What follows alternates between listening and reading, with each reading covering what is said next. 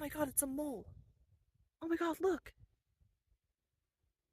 Y'all, look at this mole. Oh my, look at it. Hey y'all, welcome back to Adventuring with Amanda. Thank you so much for being here. If you are new to my channel, welcome.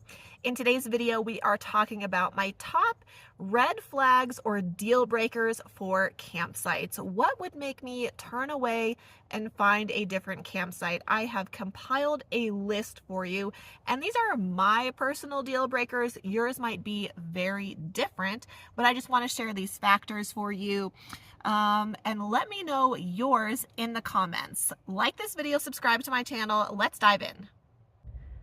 If people are parked too close to me, I will absolutely leave if I can't get solitude. The current distance that my fellow campers are at, that person's probably the closest. That is plenty of distance. I am good with that. But there's a camper right down there, so I'm kind of surrounded, but this still gives me plenty of solitude, privacy, and space for Wynston to roam around off leash. If they have kids or dogs, I don't really want to see it or hear it, and I don't want other big off-leash dogs coming into my campsite. I also don't want to risk Wynston going into someone else's campsite. So as long as I have about this much distance, I'm good.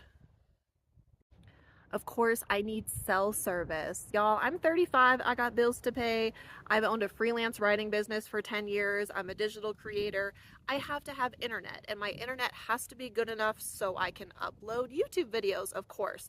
So if I don't have cell service, I leave. Now, I can be maybe traveling for a day and on my way somewhere else, and I can stop somewhere for a night and not have service. That's totally fine because I can read my book, I have downloaded movies, I can play my Nintendo Switch, I can hang out and make it work for a night, but for several nights I have to have service. That's just very important to me, so that is actually probably the #1 deal breaker for finding a campsite.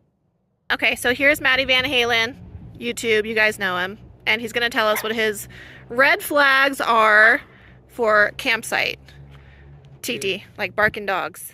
If the campers next door have a lot of ATVs, generators, or little kids, I'll move on. Forget it, yeah. I think that's for the same for us and probably for a lot of people. The shade to sun ratio is incredibly important when I'm finding a campsite, but the ratio differs depending on the season. So in the summer, I want a lot more shade because it's obviously much, much cooler, and I want to be able to park my van in the shade while having enough sun to pull out my solar.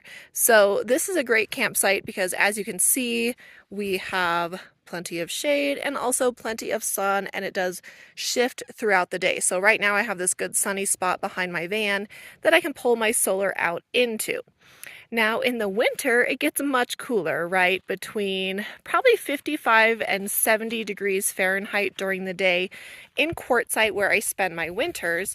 And granted, there's really not a lot of shade out there because it is the barren desert. But that's okay because it's cooler and I want my van in the sun so I can stay warmer. So big red flags for like a summer campsite would be showing up to somewhere that has no shade, because my awning is fine, but trees are so important for keeping it much cooler and giving you an abundance of shade that just an awning can't really provide. So summertime, lots of shade with still sun for my solar, and wintertime in Quartzsite, I want to be in the sun so I can feel the warmth. This campsite is fairly close to the road, but it is a paved road. So even though there are off-road vehicles and big trailers coming through here, it's not picking up as much dust as a dirt road would. So I wouldn't be parked this close to a road if it was all dirt, but it hasn't been that bad, and we are far enough off the road to where even if there is dust that's picked up and it blows over here from the wind, We're far enough away to where it pretty much dissipates by the time it gets here. So I don't like being close to a road in general, but this one doesn't have a ton of traffic, and like I said, it's a paved road, so that's not too bad. Y'all don't hate me for this one, but if I see a large party of like 4 or 5 campers or trailers with their off-road vehicles and like canopies out, I will be far, far away. If I can see them, that's fine. I just don't want to hear it, because typically those are weekend groups that bring in screaming children and the off-road noise and generators, loud music till 2 a.m., all of the things that I'm sure are fun maybe for those people who are participating. But I am just out here to enjoy nature and peace and quiet and serenity. So that is a massive deal breaker for me. Generally, what I have found though is that those groups of people are typically at the most popular spots with where it's easy to get into. So I've learned that with a minivan, I can traverse a lot more terrain that those big rigs can't or don't want to go. So I'm often able to find a nice quiet spot, back in a corner somewhere, away from all the noise. But Maddie and I both agree that that type of noise is just really terrible for people like us who just want to enjoy the peacefulness of nature. We don't have a ton of inclement weather here in Arizona except for during monsoon season. And monsoon season within the last 10 years or so has really been around August and September. So when you're finding a campsite during that time, it's important to be looking at the forest floor and the ground. Can you easily get out if you have really intense rainfall out of nowhere? Will it get muddy? Will you get stuck? These are very, very crucial signs when finding a campsite. Now, this is, oh my God, it's a mole. Oh my God, look. Y'all, look at this mole. Oh my, look at it. Oh my God, what an incredible distraction.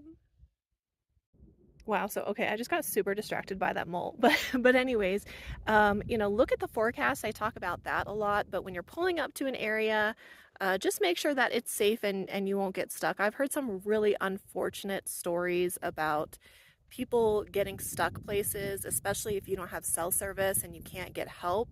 Uh, really bad things can happen. So red flags are definitely the terrain, especially depending on the season and the forecast. In the Arizona National Forests and on the BLM land, it's pretty easy to find a level spot. In most places, you can find a flat area, so your rig is level.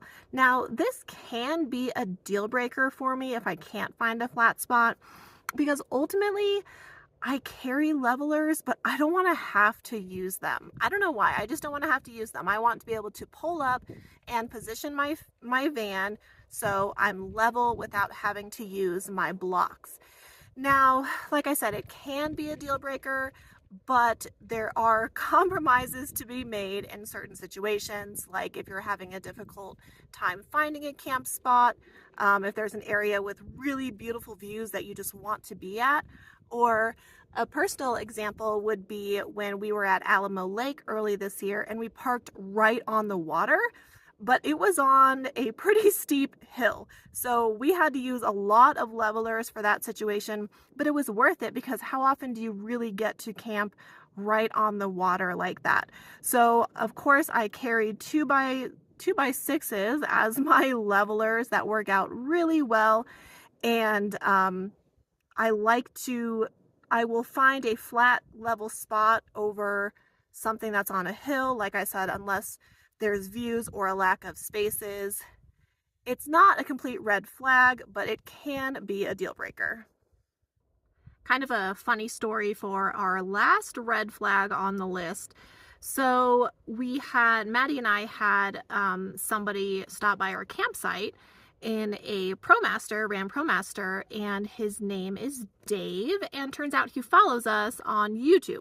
So every now and then we have that, really nice people stop by to say, hey, they don't want to intrude. They just want to say hi and whatnot. But anyways, while the three of us were chatting, this guy comes up in like this huge truck with this massive trailer. I mean, this thing is a freaking monster. And he got out and he said that he was looking for a place to park his trailer for the week because he's coming back up for an elk hunt next week. And we were like, oh boy. So when he left, the three of us were like, okay, well, glad to know that's happening, because when these types of events and things happen in the areas, brings in all sorts of people and shenanigans, and that is a massive deal breaker. I don't want to be around an event, especially when it's something like hunting and there could be projectiles in the air. I think I'll pass on that. But in the comments, let me know what your red flags and deal breakers are for finding a campsite, and be sure to subscribe to my channel if you're new here and like this video. We will see you next time.